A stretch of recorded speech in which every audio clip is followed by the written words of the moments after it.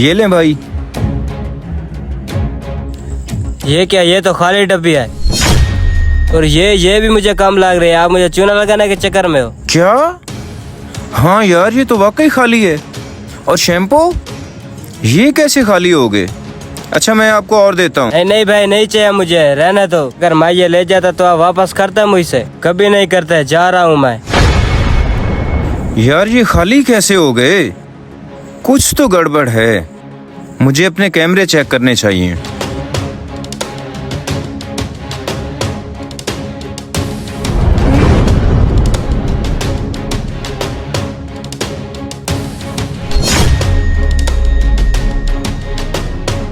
अच्छा, तो ये बंदा था।